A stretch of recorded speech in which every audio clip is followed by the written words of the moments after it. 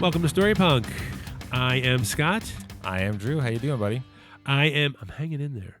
And I'm trying to keep my mind free of all misinformation and manipulation, unlike the people in the movie that we're going to be talking about today, Eddington. Well, I think that there are some connections to real-life events of recent history in this film, but also I think it shows that it's really hard to resist those forces and maybe even realize that they are shaping you.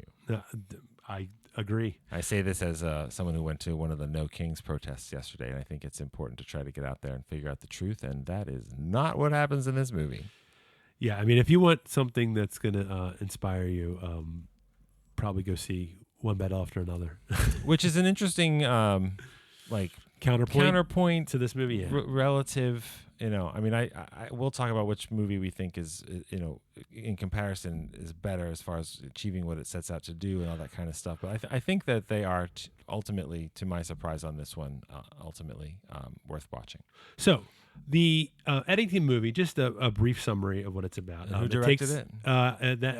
Directed by Aster. And this movie takes place in 2020 during sort of the height of COVID. I think it specifically says at the beginning, late May 2020. Yeah. Now, I don't know about you, but I've also, vivid memories of that time, and this movie feels very real. I remember masks and social distancing and what started to happen with Black Lives Matter and all these things. Like, the movie's got a very odd, off-kilter tone to it in some ways, but it feels very real. I mean, this was that summer. Summer of 2020 was kind of a crazy summer, and I remember specifically I started a new job in like February of 2020, and it was like I wasn't even there for a month, and it was like everybody had to mask up. It was just I remember specifically watching a video around Christmas time of somebody in China like passing out, falling the hell out, like right on the street. And I was like, man, I hope this doesn't come here. Yeah. And little did I know, a couple months later, it would be here. But anyway, back to the summary. So this takes place. It's still here. So everybody, please go get vaccinated. Yes, please. Sorry. Sorry for our wokeness. It's not woke to not want people to die. No, you're right. You're right. I don't agree with. I was I don't want anybody to die. So getting vaccinated is one of the least selfish things that you can do, because there are people who can't get vaccinated because they're too sick or too old or too fragile. Yes. And herd immunity, look it up. And this movie is about people who have very, very strong opinions on both sides of things like that, which again, I remember that vividly as it was born. So anyway, the movie summary, not to dismiss what we're talking about here, but clearly you're ready to move on. Go ahead. It's fine. That's fine. Don't cry, Scott. It's fine. I'll give you tissue. So anyway, so this takes place May 2020, as we were saying, late May 2020, and it's more or less it's a standoff between a small town sheriff and a mayor. Who plays those characters? Huh? Who plays those characters? Okay, well, we have Joe Cross is the small-town sheriff, played by Joaquin Phoenix, and the mayor, Ted Garcia, is played by everyone's, I don't know if he's everyone's favorite, but he was my wife's favorite, Pedro Pascal. And also keep in mind, this movie came out this year in 2025. Yes. And legally, Pedro Pascal had to be cast in 1/3 of all American movies released this year. He was almost in Weapons. I don't know if this is what stopped that's right, yeah. what stopped him from being Well, able to that be was in a movie that was all affected. Its production was all affected by COVID. Yes. And he was like, sorry, I've already committed to the COVID movie. Yeah. But anyway, so you have this, it's a standoff between the sheriff and the mayor of the small town. And now this is not my description. This is the internet description. It sparks a powder keg in this small New Mexico town. Sparks a powder keg. Yeah. That's the kind of vivid, meaningless language that we find on IMDb summaries. Well, it's not your fault. I know. Yeah. I was just trying to come up with a way to kind of say, hey, this is what's going on. The movie doesn't really feel like it's sparking a powder keg. It feels like a slow burn until something, which we'll talk about, something happens that I genuinely did not expect. That's like about halfway through the movie, and then the rest of the movie is just this like crazy roller coaster of Ari Aster toned violence and all this other stuff. So. Well, what it reminded me of is like here in Maryland, there's like a lot of laws around fireworks, and I don't know what it is currently, but I remember like all the fireworks that you could get were like the very lame fireworks, Mm-hmm. like the snake Mm-hmm. and things like that. And those are like they kind of they're kind of sparky and bright in the beginning, and then they kind of just fizzle out. Mm-hmm. That's a good metaphor for this movie. That was your experience of it? Yes. Okay. I think that thematically, me personally, just to kind of put it out there like up front, I felt like this movie could have said some stuff, and it ultimately did I'll not. be very curious to hear what you Think I could have what you said? think it could have said, because I think it's fair to read this movie as this is what this movie is about. This is what it's saying. There are interpretations of it like that. It could be this is what this movie thinks it's saying Yeah. that isn't really delivering, or this Okay, is, that's what I'm not think saying. I'm going not for. saying to change your mind, No. like, or it's just not clear. I mean, I've heard some criticisms of the movie, which I think is not completely wrong. That it's not as smart as it thinks it is. Okay. It's a That's very, fair. it's in some ways a very showy movie, and some of that is really intense and effective. There's a scene where, like, literally right in the very last one of the last sequences of the movie, where Joaquin Phoenix is standing in the middle of the street holding a carbine in the middle of a running gunfight, and the camera moves around him, but not like an action movie where it spins around him. It like moves one way as he looks, and it moves the other way, and it's a very showy camera move, and it's very effective. Like, it really works. So Ari Aster is not, and this is not a criticism, is not a subtle director. Mm-hmm. And I don't want him to be a subtle director. But some of the times I'm watching this movie, I'm like, this scene is really visceral, and I'm really feeling it. And I was bored for 40 minutes before that, and that was very frustrating for me. And I think like thematically, we're talking about there's a lot of, and this is sort of, I guess, to my point, that I feel like there's a lot of that it's saying or throwing a lot of things out there that ultimately do not come to, for me, a satisfying resolution.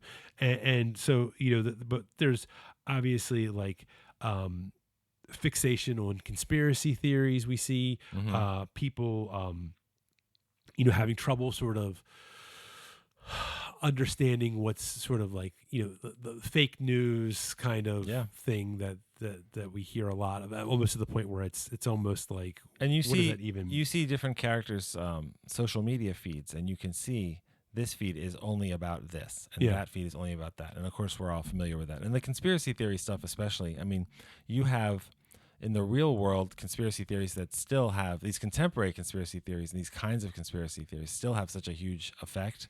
I mean, for example, there's a conspiracy theory that an election was stolen, which led to literally an attack on the U.S. Capitol on January 6th. But now there's conspiracy theories that was all fake, or that was all paid actors, or that was all by the other side, and people believe that stuff too. And it's very powerful to see that. And in this movie, it's a little town in the West. I think it's New Mexico. Yeah, New Mexico. Eddington is not a real place, but it was filmed in, like, this. It's not all sets. I mean, these look like little towns and stuff, and it's got a very effective sense of place. But on the other hand, a lot of the differences that are represented in the show, and this is, I think, a good idea, that are represented in the movie, political differences and like essentially moral differences, they're as much about differences between the characters. Like, this character and this character disagree because they feel differently about this issue, but also because this guy had sex with that guy's wife, that kind of stuff. And that makes it feel more real, because this is a satire that the characters could very easily, none of them could feel real. Yeah, I mean, we don't even know if that part was real. Right. There's all sorts of things of like, well, this is what happened, and no, I'm denying this is what happened, and we're left, which we often are in the real world, for some of these things. What happened? And does it matter? I mean, also we're looking at in this movie is sort of like the logical endpoint when you have all these people. Their emotions are sort of being pushed by the conspiracy theories, and that they're getting angry because they have to put on masks, and as things start to escalate, eventually it kind of just ends up leading to violence. Which, well, also keep in mind, I'm angry because you're making me put on a mask. I'm angry because you're not putting on a mask. Yeah. Like that's not the movie saying these are equal. It's that I remember that intensity. Yeah. I mean, I know people that lost jobs both ways. Yeah. Over I'm gonna wear it. You better wear it. All that kind of stuff. And I mean, I wouldn't want to lose a job over it, but I understand how strongly they felt. I also felt for some of them, they were completely misinformed about the reality of things like science. Oh, And for that's sure. because they were subjected to the same forces that some of these characters are subjected to, because they're basically us. And there are, and also there I think this movie also deals with there's a lot of gun stuff. It's an American movie. Yeah. So I would say that there is I don't know if I would say, I've seen some people online say it deals with America's addiction with guns, and I'm not saying that we don't have that here. I don't necessarily know if they're dealing with it directly in that way, but there are a lot of guns present, especially as we get towards the end. So I think it just, at the very least, it speaks to the pervasiveness of gun and gun culture. Well, yeah, that to me, I what you just said makes more sense to me than I don't think America has an addiction to guns. I think America is awash in guns, and it's a part of our culture. And people I think in some America, people have addictions. well, no, to sure, guns. but some people have addictions to lots of things. You Yeah. know? I mean, like everybody has an opinion about guns in this country because we are full of guns, and the people that are addicted to guns. I mean, I know people that are really big firearms enthusiasts. I like shooting. I think guns can be fun and everything, but the opinions are so strongly held and so different in such a broad range because guns are everywhere in this country, the way that they aren't in really almost any other country that's equivalent to us. Australia, Canada, places in Europe, all that kind of stuff. I mean, I guess the point I was trying to make about the some people, if there wasn't a seemingly endless supply of firearms, you would probably have less people that are addicted to it. I gotcha. Yeah, no, there's definitely you're right. There's definitely a literalization of that, especially in the final yes shootout of the movie. Although I have to say, regardless of my opinion of the third act of this movie, I do wish they wouldn't have shown that one scene where he comes busting out of the gun palace in the trailer. That would have been so much better. I never actually watched the trailer for this. Okay, I saw the trailer for it, and I was like, that would have been, because I figured, you kind of figure what's going on, and we'll get into that. But you figure when someone runs into a closed gun shop at night, you kind of figure something's what's gonna happen. But if you didn't see the trailer, you'd be quite surprised what he actually does walk out. I mean, I was surprised. Yeah, I was definitely surprised. But let me I'll just go over like a quick sort of outline of the plot, because I feel like sometimes I obviously we don't on this podcast we don't really go like over every little scene, but just in general, I think what sort of kicks this story into overdrive is the sheriff, and Ted, the mayor, they don't get along with each other, and it's very clear they've had some public arguments, and at one point, You mean that we see in the film? Yes. Okay. And at one point there is a call to the sheriff for a noise complaint, because there's a fundraiser going on at the mayor's house. Yes. And this is the movie's 2 hours and 28 minutes, and this is like an hour and 5 minutes. Maybe. I couldn't remember exactly. Kind of a beginning of not that there aren't some physical confrontations, but it's kind of the beginning of when the movie switches from let's yell and hate each other to actual violence. And so what happens, and it's funny because the deputy that calls it into the sheriff he's even like, we're probably just going to ignore this, right? And Joaquin Phoenix is like, oh, I should actually, let me back up 1 second. At this point, the sheriff has decided he's going to now run for mayor. Right. Not only is he going to run for mayor, that doesn't go well. And then his wife has just left him when he gets this phone call that there's a noise disturbance. And we've already seen sometimes, like I think right in the first scene, he gets a call on the radio that says there's a problem at this bar owned by Pedro Pascal. Yeah. I guess you don't have to take it. Literally, the dispatcher says you don't have to take it. And he's like, no, I'll take it. Yeah. So he's already not making the best choices as far as separating his job from his personal stuff. But also that feels real too. It's a small town. Yeah.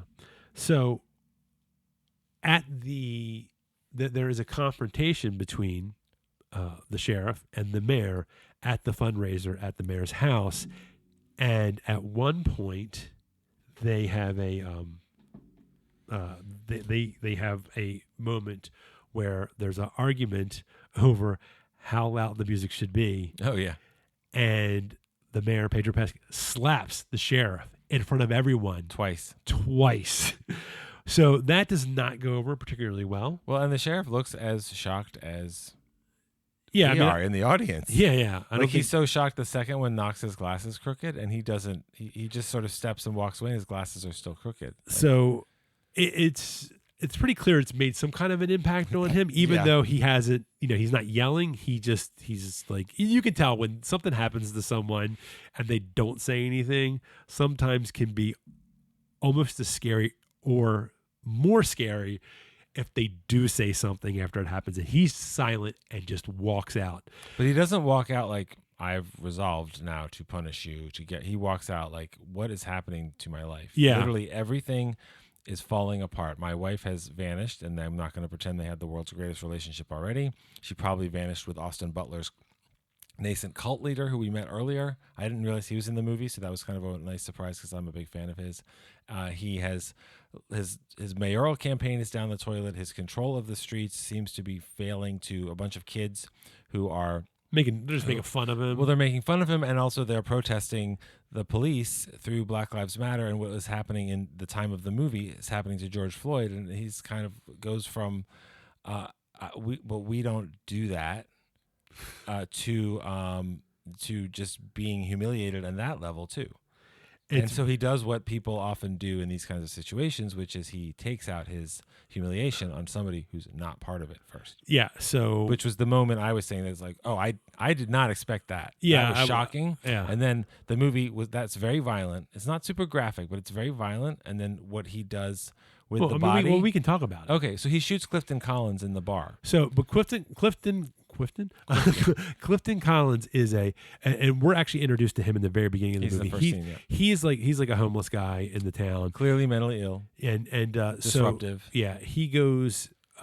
Joaquin Phoenix's character, Joe Cross, is in the town, and does he get a call about this? Or? That's the call I was talking about. That you don't have to take this call, and it's because there's a no. I'm talking about the second time when Clifton Collins is actually inside the bar by himself after the bar's closed. Oh, but okay, gotcha. Yeah, so he goes in there, and I guess just because of he's already under strain because he's been his wife at this point has left him.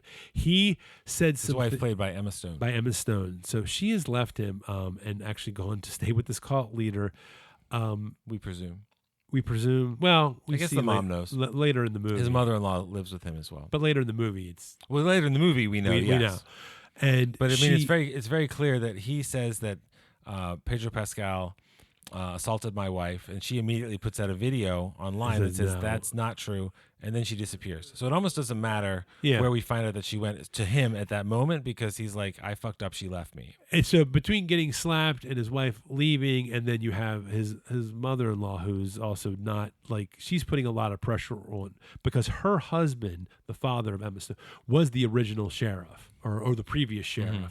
And so I think she's a lot. She's making a few comments about him, and as far as I guess how. I mean, a lot of these characters are archetypes. So she is an emasculating mother-in-law. Yes, which is definitely not every mother-in-law, but is a type that everybody is familiar with, and she is very credibly that, because Joaquin Phoenix's character never exudes confidence or high self-esteem or anything, and at any level, like he's not particularly I wouldn't say he's dumb, but he's definitely not smart. You're being manipulated spell wrong Right. on his car. He has like on his car has all of his like campaign slogans and stuff, and one of them is "You're being manipulated," but you're spelling like the possessive "you're." Yep. And so Look, I mean, the very first scene of the movie that we see him in, he's having a confrontation with the tribal police, who he's saying like, I'm in my town, I don't need to wear a mask. And they're like, you are actually in the across the line, you are in our area, you have to wear a mask. And it almost looks like it's going to be a physical confrontation. Like one of the cops gets out of the car and like he opens the door and stares at him like, do I really need to get out of this car and make you put a mask on? And so immediately you know which side of any political divide and COVID divide he's on. And also he just feels put upon by stuff that he thinks is bullshit that makes him feel humiliated. And that is as you get to know him and his family and everything, you're like, oh, that's him. That's what's happening. one of the things that used to drive me nuts during COVID, that he says, and I know this is a lot of people heard this. They say you have to put on a mask. He's like, oh, I'm good. I'm good. I can't tell you how many times I heard that during COVID. No, it's very, good. very observed. It's I'm very good. real. If you haven't seen it, you'll watch this movie. And I mean, to me, it was almost too intense because I already lived through it all, just like all of you. It felt really close. It was very stressful. Ari Aster's movies, I'll talk about this a little bit more generally later. Ari Aster's movies are very good at tension and stressing out the audience. And this was not the stress of, oh my God, am I joining a cult? Oh my God, is something supernatural hurting my family? This was the stress of, oh, I remember this. And so everybody's like, we could die. There's an apocalyptic plague. But also kind of everybody's being a dick about basic stuff that might make a difference. And everybody on either side of that had very strong opinions. And his side, he is like, there's clearly he's on the minority. So after he, so he's obviously in an unwell state, mental state. He goes to the bar, and he has, he shoots The bar owned by Pedro Pascal. Pedro Pascal. No one's in the bar except for the bar's been closed.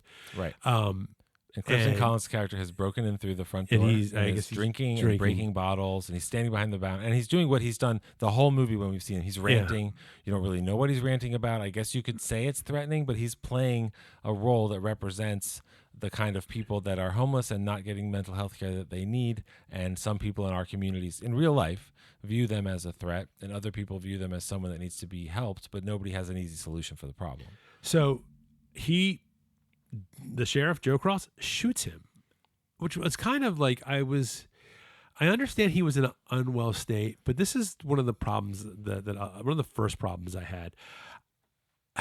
I know he got slapped at the fundraiser, but I feel like the build up to him killing someone that part didn't feel very authentic to me.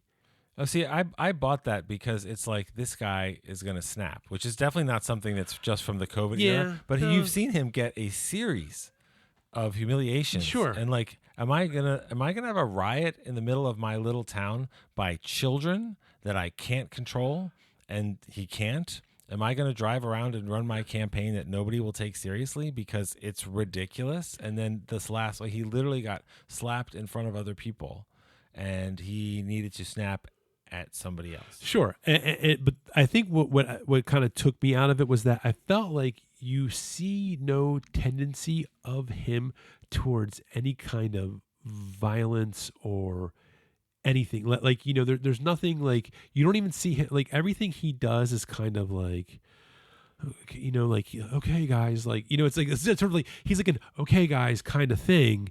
And then I feel like he went from like, okay guys, like, and like maybe like angry, but like I never felt like there was anything that made me think that he was now ready to like flip that switch and would kill someone. It's interesting because in that scene, he doesn't see the guy behind the bar walk in and shoot him. There's it feels even longer than it is, where it cuts back and forth. Mm-hmm. And you keep cutting back to the sheriff's face, and his face. I'm not going to do it because it's an audio show. Sure. But his face looks more and more like he is receding into himself. Uh-huh. And sometimes the only way you snap out of that is violence. So we're looking over his shoulder, and Clifton Collins' character is doing the exact same thing he's been doing for what feels like 5 minutes, and then all of a sudden, the gun is drawn and shot, and Clifton Collins is shot in the chest and drops behind the bar. Yeah. And I actually, because of those moments in that scene where he's just watching, like you see a guy making a decision that is purely emotional. He's not calculating anything. He's just like, I have to break something, do something different, and in this case, I'm going to kill what's in front of me. It's not like Fight Club where you want to destroy something beautiful, and that's Jared Leto.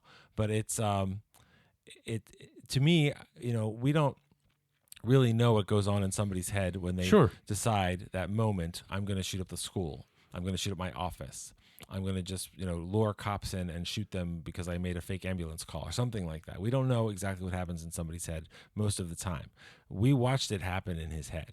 So that was one of the more emotionally credible moments for me. I mean, I feel like after he does that, I feel like what happens afterwards makes more sense to me. But I don't know. I just getting over that hump, to me, it just, I don't know. I think that's fair because what he does afterwards he doesn't turn into a guy who starts shooting everybody in the town. He doesn't go back to the party and start killing people. He goes, I'm going to kill Pedro Pascal. I'm going to kill his kid because his kid has been humiliating me. As one of these kids in the protests, and then he's gonna go off and kill more people. So he does actually. To be honest, he takes out his moment on this random homeless guy, and then he does what you're saying, which is it makes more sense. It's calculating. I mean, he literally is a sniper. He sets up a sniper rifle and he kills Pedro Pascal in one shot. He misses the kid and then hits him in another shot. And everybody in that section of the movie who has a gun is quite good with a gun. But it's when they all start pulling the trigger and holding it down that nobody can fucking hit anything. Yeah. And so after he kills Pedro Pascal. So yet another movie where movie or TV show where Pedro Pascal does not make it to the end. True. Which my wife was very disappointed. And I actually thought there was quite a bit less of him in the movie than I expected. Yes, I thought really more. I thought it was a story about these two guys, and it's really a story about the sheriff, which is fine. Yeah. Like the movie didn't mislead me or anything. But Pedro Pascal is a notable actor. So I thought it was gonna be a little more of a split. Yeah. And so once that happens, so this is where they start to sort of turn up the heat with the external forces. You have a Pueblo officer who is now he's inserting himself into the investigation. The investigation of the murder of Pedro Pascal. Pedro Pascal. Oh, and I shouldn't forget. They try to make Pedro. The sheriff tries to make it look like some kind of Antifa assassination by putting spray painting "No Justice, No." Like he actually goes after he shoots from quite a distance away. He covers that distance, goes into the house, starts spray painting like "No Justice, No Peace." Does he pull the bullet out of the wall? I can't remember. That's with Clifton. When he kills Clifton Collins, he pulls those out of the... Right, because Clifton Collins, then he basically is like, I'm a cop, I know how to do this, and he wraps up the body and dumps it in the river.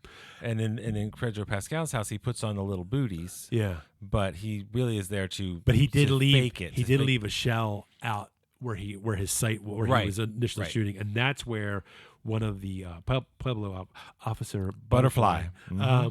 And it's a great performance. I've never seen him before. Yeah, he finds that, and he is, trying to insert himself into the investigation, and obviously, for the obvious reason, the sheriff is not very happy about that. He's like, "Hey, just go deal with your own stuff. Like, don't get involved with this because obviously he is the murderer." But in addition to that, and then this is another part that is just such a weird thing I won't say it's necessarily out of left field, but just a weird thing.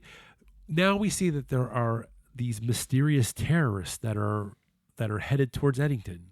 Yeah, we see a private jet fly out of the sun. Like, why? And then we cut into the private jet, and it's a bunch of guys that are dressed like commandos. Like literally, one of them's doing push-ups in the aisle. They look like the guys at that place in One Battle After Another where they took Willa. They reminded me of that. Oh yeah. Like the militia types is what they look like. But they are Antifa militia types. Antifa. So they literally have silly. They have protest signs about like Black Lives Matter and all this kind of stuff. But they look like right-wing terrorists. So and makes you wonder. then it's like, am I supposed to read this? It was genuinely unclear to me. Am I supposed to read this as a false flag thing? What am I supposed to read? Because we forgot one other part, Yes. which we learned right at the beginning of the movie. Yes. This is a little town. Yes. And there's a big company that wants to build a data center. Yes. And some people in the town oppose it because they say if you build this data center, allegedly it will bring jobs because we have to build it. Yeah. But also if you have to build something, then once it's built, those jobs are done. Yeah. And it will suck up all of our natural resources Yes. and power and water and all those things. So it is possible to read. They never say who sends these Yeah. people. It could be the Antifa terrorist group, which doesn't actually exist, saw what happened in the town on the news They and picked up targeted the sheriff. picked up their George Soros paycheck at the Right, Antifa exactly. office. Exactly. I'm just going to say for the record, I went to a protest yesterday for 2.5, 3 hours. Not only did I not get paid, I did not expect to get paid. There was no place to collect a check or be sent money. Did you go to your local Antifa office? No, because It's right next to the Walmart. Right, because there isn't one. It would be more. It would probably be next to the Wegmans, but I think or Home Depot. I'm not sure if I'm supposed to read how I'm supposed to read Antifa terrorists in this movie. Are they really Antifa terrorists? Are they a false flag of Antifa terrorists? But here's the thing, Scott. Yes. It doesn't matter. Yes. It literally doesn't matter. Yes, because it ultimately ends in this really messy, violent shootout. It's And extended. There's a explosion with letters written on the ground that. it made me wonder when I watched this. It's one of those things where you go, "Did this movie get completely changed in post?" Or like, 'cause It that's- is a tonal change to me because it's both way more violent but also kind of sillier and less stressful, which is really American that I'm less stressed by finally they're shooting at each other than interpersonal conflict in a supermarket. I know, and they're like they were like all like a lot of the marketing was like it's the new modern western. I'm like, why? Because it's a small town with the sheriff that wears a cowboy hat. That's the thing. come Yes, and I thought like, is this supposed to be a wild western or is it a joke about westerns? on. Maybe. Because westerns are maybe the most American movie there is, but also again, I didn't feel like that is a question that mattered Yeah. to my experience of the movie. And there's a huge range of opinions on this movie. Yeah. There are people who are like, this is the movie of the year. This is the most American. This is the most incredible movie about COVID, about what's happening in our country now. All these other things that I think are true about one battle after another. But I think, for some people, it just doesn't work as a movie. It's super boring. It's super boring for an hour. It doesn't make sense. All this other stuff. I mean, 2.5 hours that can be a very self-indulgent movie, and a long movie just by being long isn't necessarily self-indulgent or bad. But I felt like as far as the satire of the movie, like the parallels to real people, events, ideas is very straightforward, and some of it is real people like George Floyd and stuff. Yeah. But it kept sort of answering questions. I was like, no, I get it. I get it. And I don't know if you don't trust me or you think it just really needs to be hammered home, but it would be more interesting to me to focus on the basically the dissolution of the sheriff's life and the effect it had on his emotions, as opposed to like explaining why these people are so mad at each other about a mask by showing it 20 times. I was there. No, I mean, really, I was there. I get it. I remember the passion of it. It's not for you. It's for the people years from now, 20 years from now that watch Oh this. well, yeah, maybe. I do, that's something actually Maybe. about my. It is my a wife real time said- historical document idea. My to it. wife said, she goes, people watching this movie 20 years from now, are they going to sit there and go, oh, is this what it was really like? Right, Or are they going to be like, are they going to be like, what the fuck is this? You know what I mean? Like might. that's really because, and I think this is where I think there's the failed opportunity to make a statement. Like I feel like it's like I feel like ultimately, and this is interesting to say for this particular director, is that I feel like he kind of like ultimately kind of plays it safe, and he's kind of like he's like okay, like so I feel like he takes like a character like Joe Cross and the Joaquin Phoenix character, and he's like who I did, despite me not necessarily buying the jump to actually killing the homeless guy. It's sort of like I have like this sort of like glitch part in the movie where I'm like, I don't necessarily buy it. But once I get past that, then I'm like, okay, well, this is the path we're on, and I can buy everything that happens after. I mean, that. the movie definitely commits to that path. Yes, So, yeah. But like for that part, like I do feel like he's the most. I feel like he was the most authentic character. Felt real, like the stuff that he's talking about, the issues that he had. Even though I just didn't agree with a lot of the things that he was saying, I felt like, well, yeah, but I knew people that were talking like this during Right. COVID. And some of those people are people that we care about. But I do feel like It's very real. if they were trying to, and meanwhile, I am like one of those people that was like, I got vaccinated. I did wear a mask, and I'm not trying to like, to my own horn here. The point I'm trying to make is that being on the side that would have been against the sheriff, I do feel like that. I feel like I need to preface this by saying this, that I do feel like that Ari Aster said, I don't know why I have to say it slow, but I feel like he Would you presented feel this, more comfortable if you just called him the director? The or director. Ari. But anyway, I feel like the way he presented this character,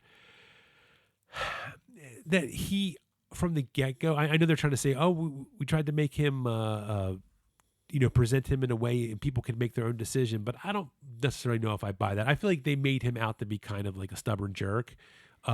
He's slightly sympathetic because he's pathetic. Is there anybody in the movie that, if you're sympathetic to them at all, it's that it isn't because they're pathetic, like that kid who ends up saving the sheriff at the end, who likes a girl, and then Pedro Pascal's son takes over the opportunity, and he's kind of like a schlubby guy, and of course he's trying to get with the hot blonde chick, so he's doing the protests for her, and he ends up being basically a conservative influencer, and that's basically Kyle. What's his Rittenhouse? Yeah.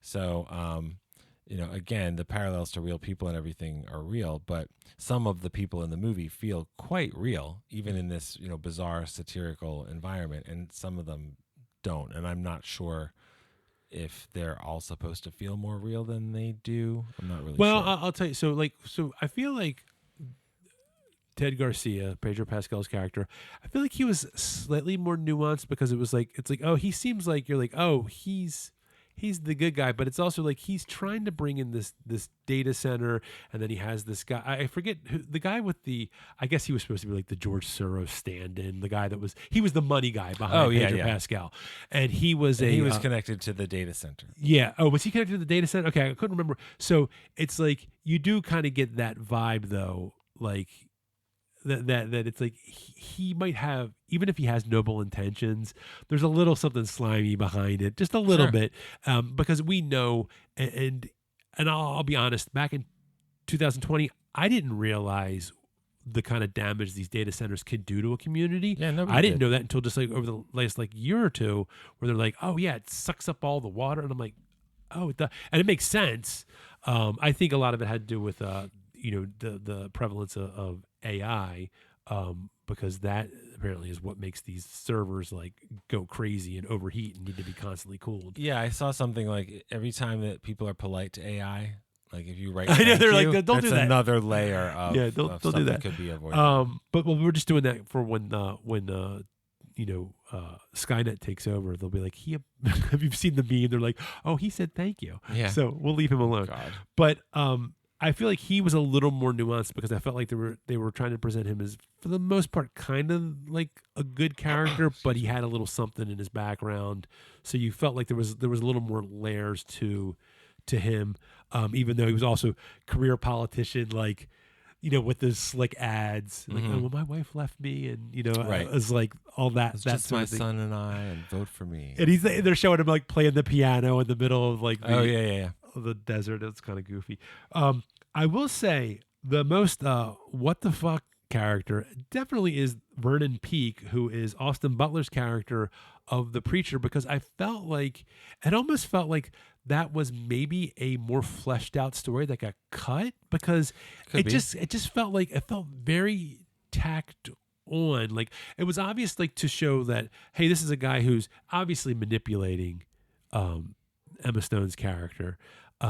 Just the way he was talking about, how he was sold to some sex trafficking, or at least that was implying. I was a child, I was trafficked. Yeah, so you but it just felt like, I don't know. It just I never felt like he was.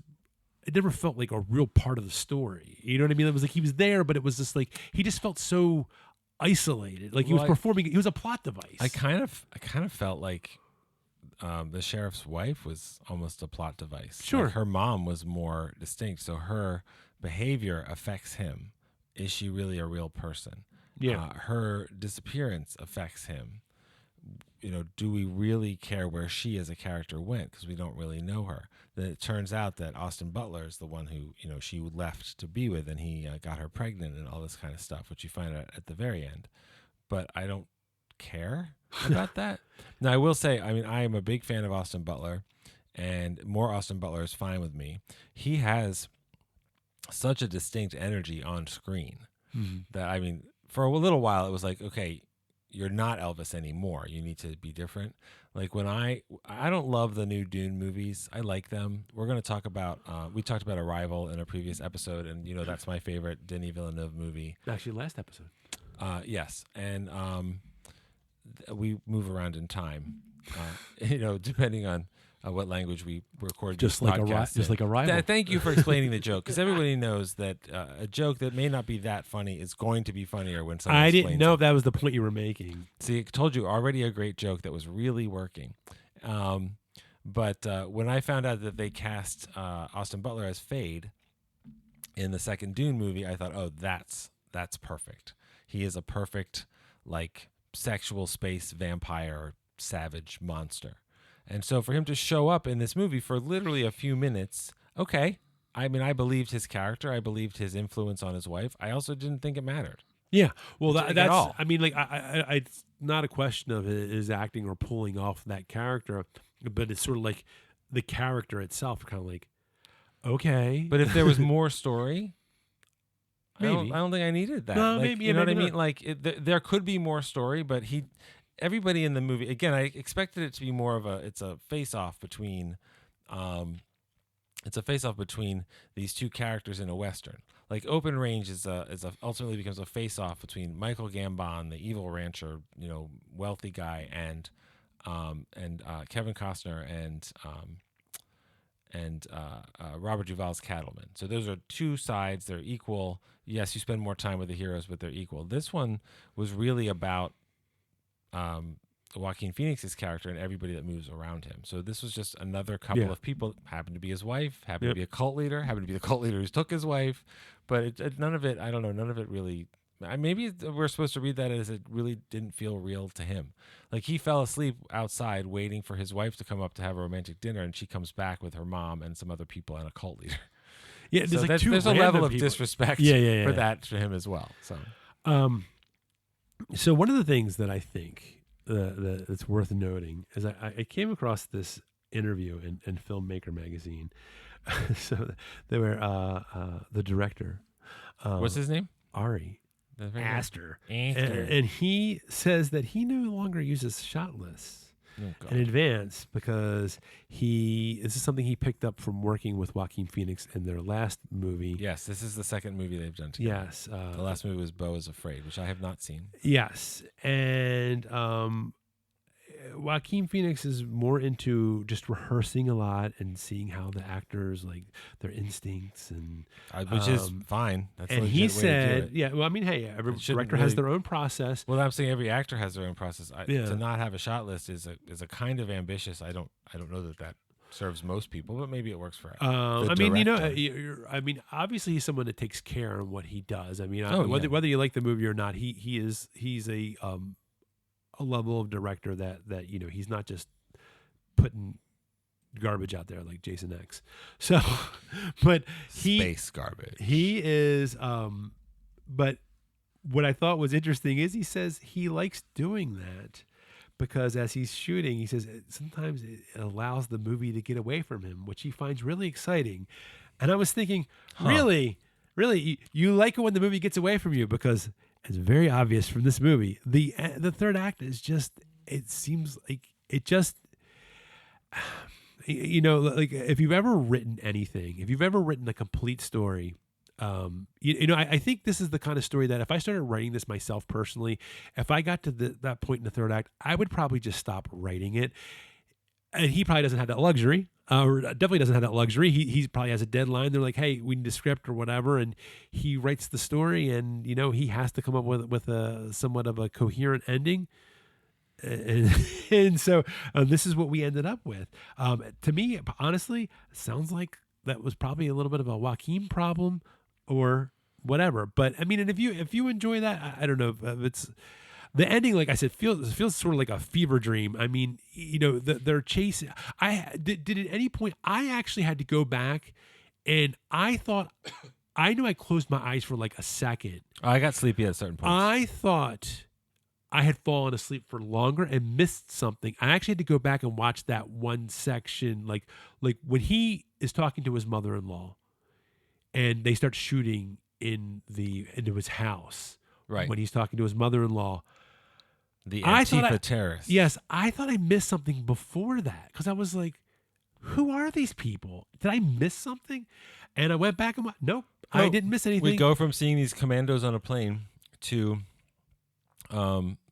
It looks like they kidnapped the black deputy that they were accusing of killing the mayor, framing him, and that's when there's a gigantic explosion and the words, Antifa type words are written in fire and all that kind of stuff, and then that's basically off to the races to the end of the movie. So he goes home and all that kind of stuff, but there's nothing that explains who these Antifa guys are or alleged. And were they even supposed to be Antifa? I had no clue. The only reason I think Antifa is because they had those signs. But does that mean that I'm supposed to read it like that and that's enough? Does that mean they're pretending and that's part of their arsenal of false flagging? I don't care. I don't know. I mean, care. Now that you're saying this, if I'm trying to connect the dots, do you think it was the people from the data center? Well, that's I think a legit read. But what did they get out of blowing up the town? Well, maybe they felt like it would help get Joe elected mayor, but then why are they trying to kill him? I'm confused. Right. Maybe they think he'll oppose them. Here's my biggest problem with the movie. I like some stuff about this movie. Yeah. All these questions, I didn't feel excited about investigating them. You shouldn't have to be asking like those types of questions. I feel like those are like fundamental story weaknesses. Like I like a movie that makes you ask questions, but like good questions that make you want to figure out the answers. Yeah. I don't love a movie that asks me only to decode it. I'm sure I've said this before. So everything is, what is this a reference to and all this kind of stuff. I mean, symbolism obviously is very important in movies. It's very satisfying in storytelling and all sorts of stuff. But I don't even feel like it's that though. I don't think, like I said, the parallels to real people and everything is pretty straightforward. So there's not a lot to interpret there. But the tone becomes both much more violent and surreal as the movie gets towards its ending. And that's why I felt like the scene of these commandos that you really, except for the very last scene, you only see at a distance. You almost never see their faces, if at all. The scene of them chasing him is very dynamic and exciting, but I don't know who anybody is chasing him, and I don't care. So you definitely don't have like that's a bad thing that I don't care. I never really felt like. There's just a little bit like, well, hey, this guy is like the main character and I don't want him necessarily to die. So it's like I felt like a little bit of that, but it's like you don't feel there's nothing really beyond that. He also doesn't even really feel like an anti-hero. He feels like a schlub. Yeah. Oh no, yeah. And then he's a murdering schlub. Yeah. But and if you know what you're doing, if you the way you write it, you could write a murderous anti-hero. I mean, there's lots of examples of that, and he just wasn't working. No. I will say this much. So the cinematography. Now, I think it looked good. The movie looked good. Well, the movie looks good because it's shot by Darius Kanji, who's an unbelievable cinematographer who's been working for decades on all sorts of movies that you out there have seen or Seven, heard of, and big directors. Panic Room, Uncut Gems. Mm-hmm. He's actually doing the new the new Timothy. He did Marty Supreme. Marty Supreme. Yeah, I mean he shoots movies like Funny Games and Amour for Michael Haneke. He shot My Blueberry Nights for Wong Kar-wai. He shot Jean-Pierre Jeunet's movies and Marc Caro, The City of Lost Children.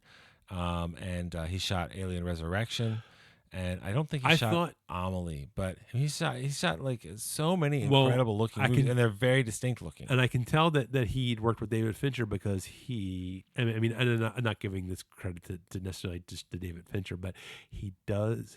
I felt like the night scenes were lit well because that's a real pet peeve of mine, especially recently. Like dark scenes just not lit very well. Which See, it's drives me funny. nuts. It's funny you say that because I think the night scenes were lit quite well, but there were a couple that were so obviously day for night.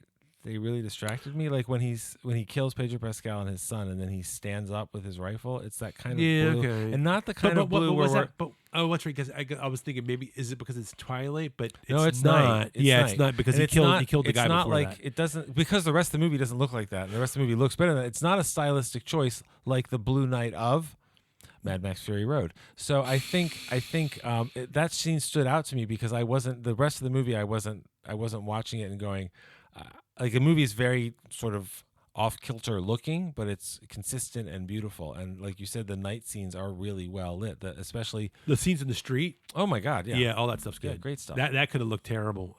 Even when he's inside, when he crashes through when he runs across the roof and crashes into that museum. he falls through the metal roof.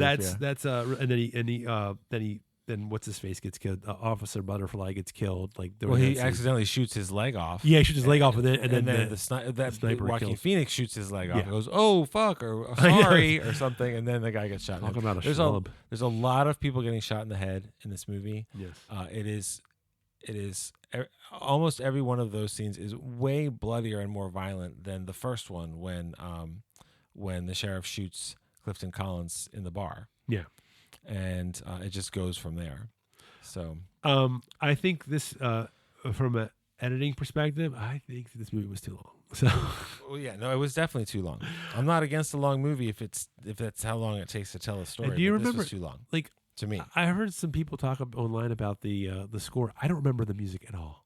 Yeah, I don't remember it either. Actually, the only time I remember it, it's really funny you say this, is the sort of last part of that chase when they run him into the town and he gets almost shot and he falls next to what looks like some kind of gate or fence and then he jumps up and runs and falls through the ceiling. Like that's literally the only time I kind of remember. But even right now in my head, I almost more remember that I remembered the music than I remember what the music is. And the music was done by two guys who I've liked other stuff they've done. I just don't remember it, and that's fine. Yeah, you know, I mean, you and I both love scores, yes. and a lot of scores of the movies that that these people have worked on. I really like the score to Midsummer, for example, but it's I don't know. It was such a strange experience watching this movie. It was. I will say, if I'll call it some of the one more good thing was the mother-in-law, Deirdre O'Connell. Mm-hmm. Have you seen The Penguin yet? No. She's in that. Oh, okay. She's excellent in that. I've heard I thought it's she was great. very good in this. Yeah, she was very good in this. She was definitely. I found her really just so fucking annoying. Yeah. But credibly so, Yeah, as the emasculating mother-in-law stereotype. But then she stays in the movie, and I did not expect her to end up where she ended up. Except, of course, obviously, she got money for it. Yeah. But I do want to talk about the sound, though. Okay, go ahead. As much as I found the score, I don't even want to say forgettable. I just not noticeable, I guess. And sorry to Mr. Pemberton and everybody, but the mix. So I watched it. I rented it on streaming. I did not watch this on disc. I don't own it on disc. I don't feel it's a likely addition to my collection. Fine. The mix is crazy dynamic. Yeah. This is the funny part. What you said about the music. When the music came on in the first scenes of the movie, I don't remember the tune, but it was so much louder than anything else. So I remember that was a way that he deployed the music, even if I don't remember the music. But also, the way they mix the dialogue in certain scenes is really kind of cool. There's a scene where Emma Stone has locked Joaquin Phoenix out of the house. Yeah. And she's laying in bed facing away from him as he's against the window, and she's talking. So if you're facing the television, she's talking, and her dialogue is coming only out of the speaker next to her on the screen on the left side if you're facing it. And his dialogue is coming from the other side, but it's muffled because it's through the window. And the sound design was really clever and really thoughtful. And then it's some of the action scenes when somebody has, been subjected to an explosion. This is a running theme in the podcast because it's in warfare and Civil War and other stuff that we've talked about. But it's very, I don't know. I don't know if you don't care about this stuff, if you would notice it. Excuse me, if you would find it distracting, or if it would give you the off-kilter effect that it's designed to give. But that was very clever, and I enjoyed that. And that went true for a lot of different stuff, especially as the movie got more violent with the way gunfire was mixed. And the way that the scene where Pedro Pascal slaps him and they keep playing Katy Perry's Firework. Yeah. And it's so loud. Yeah. But the way that when Joaquin Phoenix first arrives and he walks to the house and there's all these people there for this event, and as he gets closer and closer to the center of the party and then the DJ, the music gets louder and it feels real. It feels real. And when they're turning it on and off before the slap, it feels real. And that was sometimes when you hear a song like that, it's diegetic, it's in the scene, but it still sounds like the song that they mixed in the studio and released on the album. Am I saying that what I admired the most about this movie was the sound design? Maybe. Well, I mean, hey, I think that the craftsmanship is up there in this movie. I think, for sure. Well, sure, and that's to be, I think, expected from someone like Ari Aster. And an A24 film. An A24 film, but it's just, well, except for a few of the A24 except for there's one that when people are listening to this, it hasn't come out yet, but our next the next in our horror series is coming out. The bodies one. Ah, yes, we had strong opinions about that. Yeah, that one. All remember. Yeah, you'll be fans. hearing that. You'll be hearing that this. Well, You've I say this Thursday, but you've already heard it. You've already heard it. Thank you so much for listening. Thank Please you. subscribe and review and tell your friends. So I'll say, and I don't know how much more you have to say about this. I have like a little wrap up here. I have a little bit more. Okay.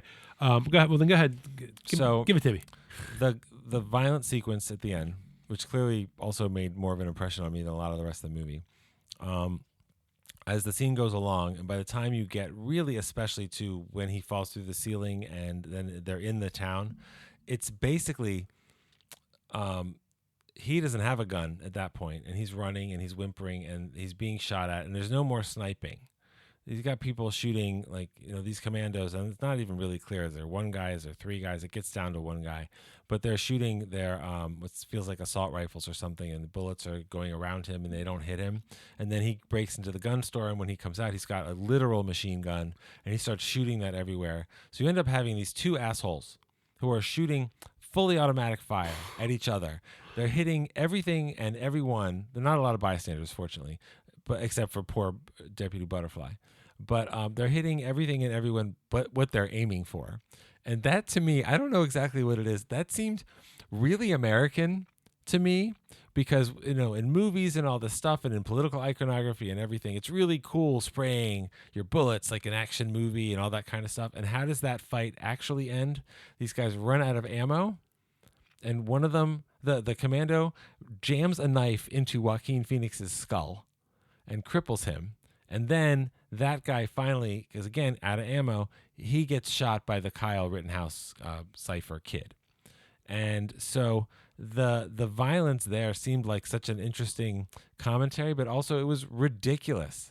It was ridiculous because they're just shooting at each other and not missing anything and not hitting anything. I mean, you watch a World War II movie and you got guys running out of boats onto the beach on D-Day into an almost literal meat grinder of machine guns. And this one, nobody knew how to aim anything. And it was just so silly.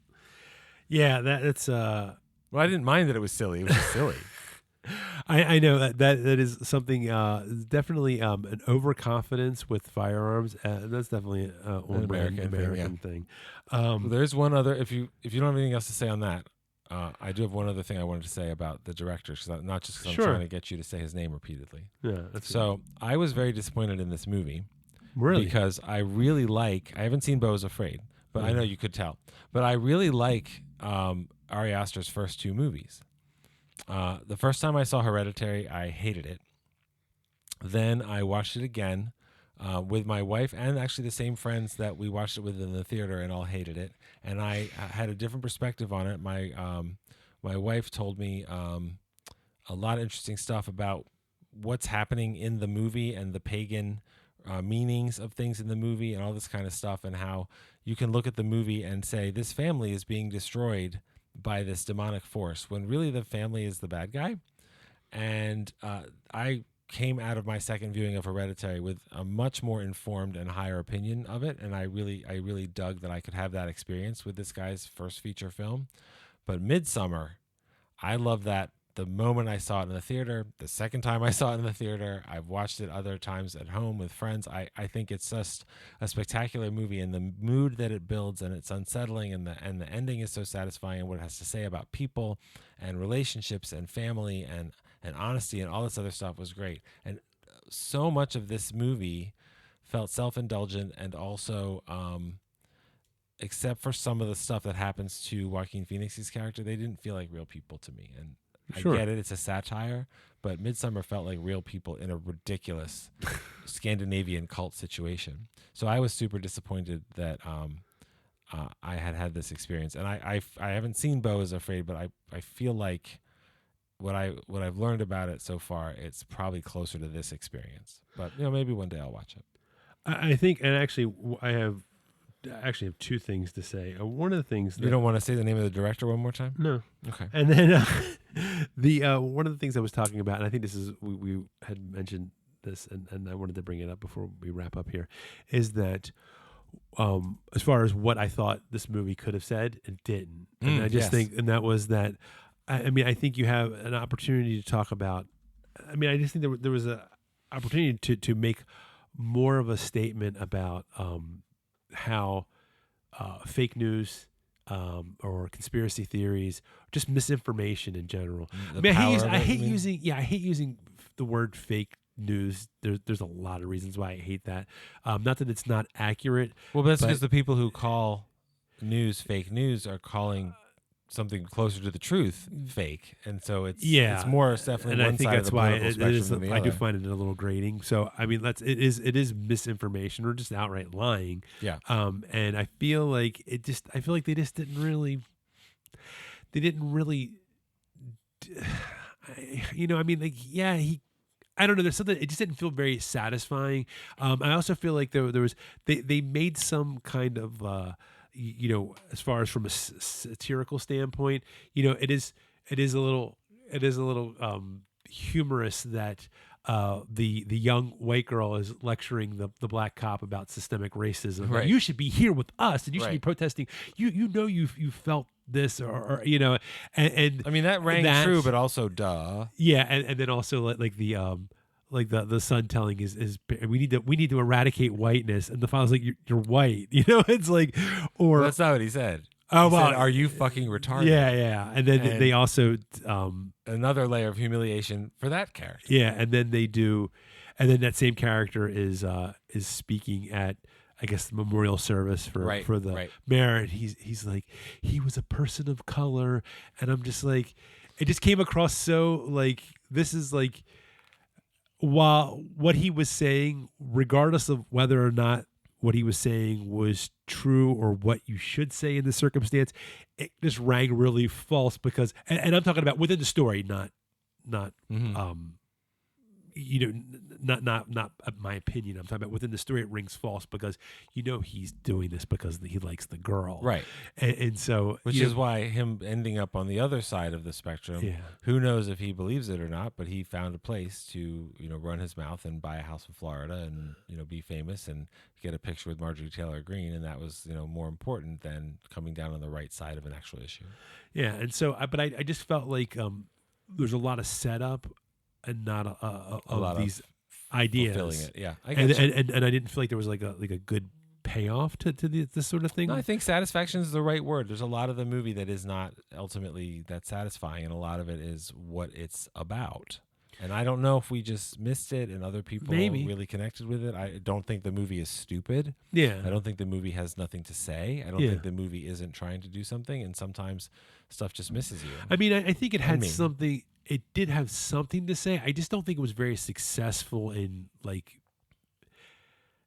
it's really weird. I feel like it was at some points, like you said, some points they are very like ham-fisted with it, and at other points they're kind of like, okay, like is Yeah. that what you're actually trying to say? Like Yeah. I don't, and it was, and I think that was what's really frustrating. It's sort of like I mean, it was like they were either hitting you over the head with it, or they were just kind of like, maybe. Well, and also, the ending of the movie is both realistic and cynical, because how does it end? We cut to a year later, and the sheriff is now the mayor, Yeah. even though he is nonverbal and immobile, Yeah. and lives in a very nice house, being cared for by his once and future mother-in-law, and by a male aide who they all sleep together in the bed. So I think that tells you what the mother-in-law is doing. Yeah. Although she is taking genuine, gentle care of him. Yeah. But we see her giving a speech at the opening of the data center. And the last shot of the movie, it cuts around a couple shots of the town and the desert. And then it's a wide shot. And the town is in the distance. And the middle of the screen, bright, glowing, taking away the night, is the data center, written and directed by Aster, and then there's a song, and all those credits are over it. So it ends with something that isn't good, which that's certainly realistic. Yeah. But again, how much I guess I don't need to hear that. I know. I saw and maybe some people need to hear that, and I don't have a problem with movies telling me things that, like, I already need to know that, but I want to learn stuff too. But if other people need to see that movie or read that story or go to that event, I want them to go. I feel like it's it just what it really comes down to is that I just wasn't vibing with the way they were saying what they were trying to say, and I don't feel like it. To me, I don't feel like he pulled it off. That's fair. And I saw somebody say that online. I forget who said this, so sorry if I don't credit this, but if you don't know who it is, you're not going to credit it. I'm not going to credit it. So they said the film successfully holds up a mirror and asks audience to confront how dumb, petty, and cruel everyone sounded in 2020. And I was like, for real? In 2020, I said, we're much worse now. Trust me. Oh yeah. We didn't recede back into like kindness. We certainly did not. If anything, we're at least as bad as we were.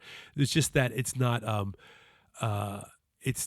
I should say it's not as obviously dangerous. Well, it's because not as, COVID was obviously dangerous. Not that it's not as dangerous. Yeah, it's not as existentially apocalyptic to literally the whole world. It's merely apocalyptic to our country and the effect that will have on the rest of the world. Awesome. But there isn't an illness. And also now COVID's just another flu. So people just have the same, I don't want the flu vaccine. I don't want the COVID vaccine. It's just another thing. And that, to me, what we can get used to and the way that window moves is really upsetting. And there's a lot of crazy shit in this movie that has clearly, for these characters, that has clearly been normalized. Yeah.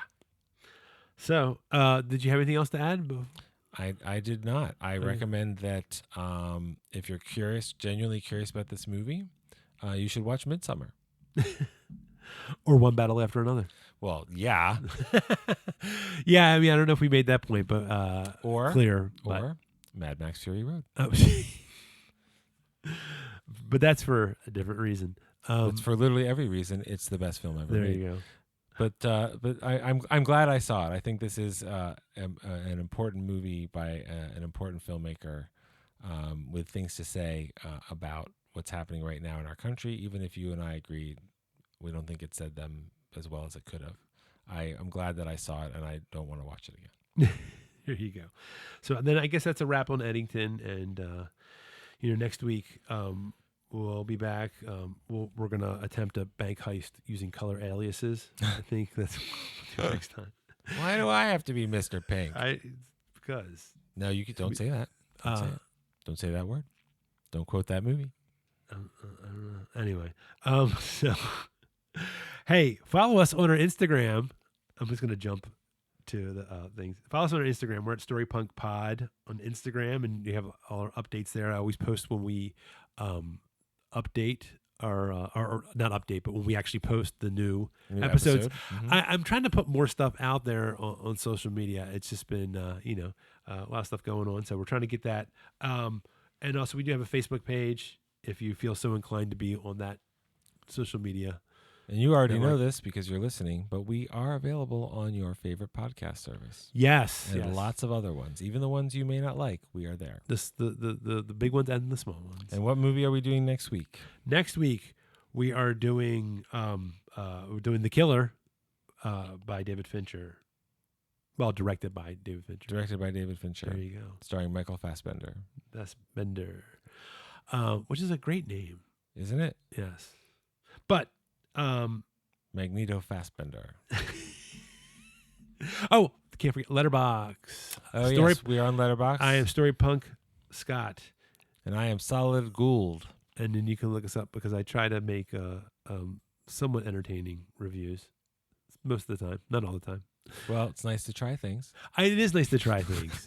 I am finding that I do like Letterbox. The more I'm on it, the more I like it. Yeah, I like it too. I think if you love movies, it's an interesting way to meet other people, and a lot of the opinions that are there are a number of critics on there. There are a number of filmmakers on there, but there are also people who are really just thoughtful, consumers and fans and have. There's a whole things to say about spectrum too. movies. You have like people that are very thoughtful, and then you have people that leave like goofy, like funny reviews. So you can find everything you And want. I am proud to say I have done both. Yeah, well, me too, as well. But I haven't not been on it quite as long as you. So I guess that's it for now. And just always remember that story matters. Bye for now.